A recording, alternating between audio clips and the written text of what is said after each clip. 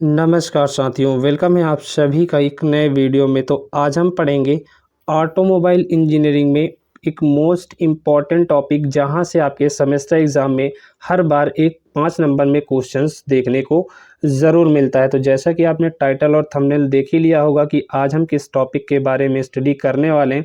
तो सबसे पहले मैं आपको यहां पर बता दूं कि ऑटोमोबाइल इंजीनियरिंग में कुछ इम्पॉर्टेंट टॉपिक यहां पर कवर किए जा चुके हैं, जैसे ऑटोमोबाइल इंजीनियरिंग क्या होती है, इसका बेसिक इंट्रोडक्शन क्या होता है। तो इसको मैंने यहाँ पर इससे पहले की वीडियो में आपको अच्छे से एक्सप्लेन किया है, काफ़ी सिंपल लैंग्वेज में। तो अभी तक आपने उन वीडियोस को नहीं देखा है तो आप जाकर उन वीडियोस को देख लीजिएगा। मैंने पर्टिकुलर सब्जेक्ट के नाम से आपके लिए प्लेलिस्ट बना रखी है, जिसकी लिंक आपको वीडियो के डिस्क्रिप्शन बॉक्स में दी गई है।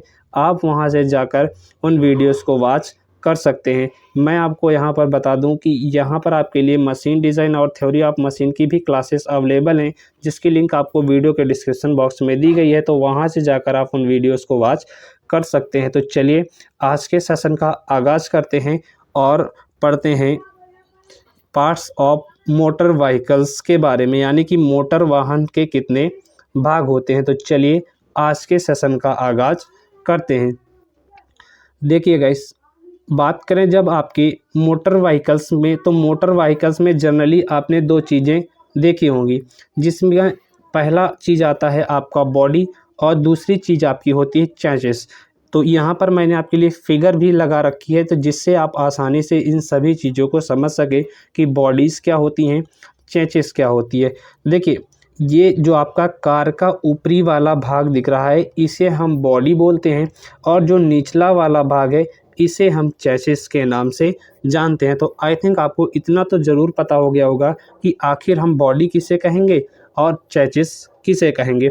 तो चलिए अब देखते हैं बॉडी की डेफिनेशन की। यदि आपके सेमेस्टर एग्ज़ाम में पूछ लिया जाता है कि बॉडीज़ क्या होती हैं, तो आप उसकी बेहतर डेफिनेशन कैसे लिखेंगे, और भी कई सारे मैं आपको इसके पिक्चर दिखाऊंगा, जिससे सभी चीज़ें यहीं पर आपको क्लियर हो जाएंगी। तो चलिए सबसे पहले समझते हैं आखिर बॉडी क्या होती है।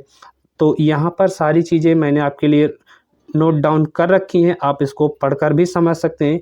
फिलहाल आप मुझे एक बार अच्छे से सुन लीजिए, आपको सारी चीज़ें यहीं पर क्लियर हो जाएंगी। तो आइए समझते हैं आखिर बॉडी क्या होती है।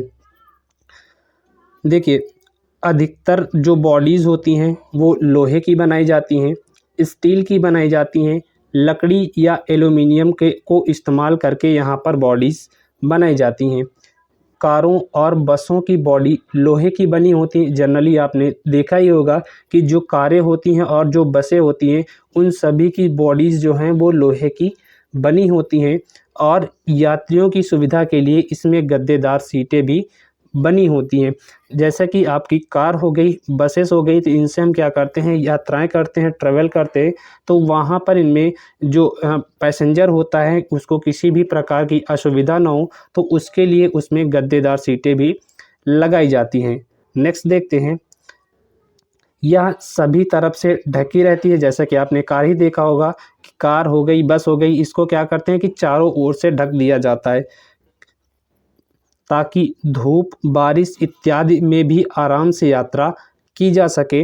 नेक्स्ट देखते हैं कि ट्रकों की बॉडी में सिर्फ आपने देखा होगा कि ड्राइवर, जहां पर ड्राइवर बैठता है उसकी केबिन को ही ढका जाता है, और पिछला पूरा भाग खुला रहता है, जिसे लोड बॉडी भी कहते हैं।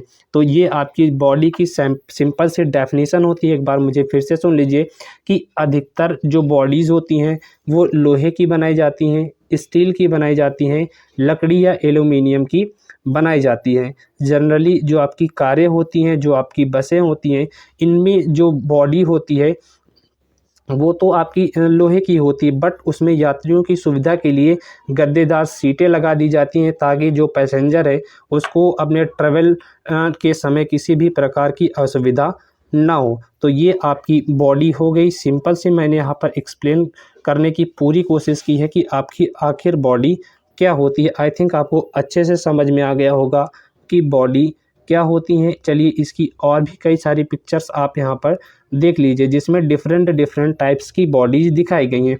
देखिए, ये आपकी बॉडी इस तरीके की है। आपने डिफरेंट डिफरेंट तरीके की कार देखी होंगी जिसके ऊपर डिज़ाइनें जो बॉडीज़ की होती हैं वो अलग अलग होती हैं। जैसे ये आपकी स्पोर्ट कार हो गई, ये आपकी फोर डोर ये कार हो गई। ये देखिए सभी तरीके की कार हैं। जैसे आपकी पिकअप ट्रक हो गई, इन सभी की चैसिस तो लगभग समान होती है, लेकिन इनका जो बॉडी होता है वो सभी का अलग अलग होता है। तो ये आपकी सिंपल सी डेफिनीशन हो जाती है बॉडी की।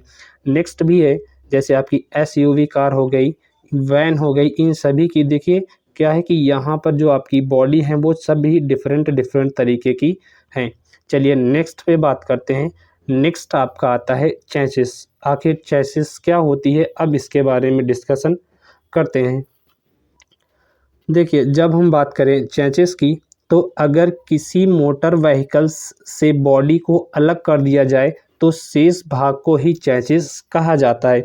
इसका क्या मतलब है, जैसे कि यहाँ पर मैंने आपको पहले दिखाया था कि मान लीजिए ये आपका क्या था, जॉइंट था। अब आपने इस मोटर व्हीकल से क्या कर दिया कि इस बॉडी को अलग कर दिया, तो जो आपका बचा हुआ पार्ट है इसी पार्ट को हम चैसिस के नाम से जानते हैं। तो वही चीज़ यहाँ पर लिखी गई है कि अगर किसी मोटर व्हीकल्स से जब हम बॉडी को अलग कर देते हैं तो शेष बचे भाग को ही चैसिस कहते हैं।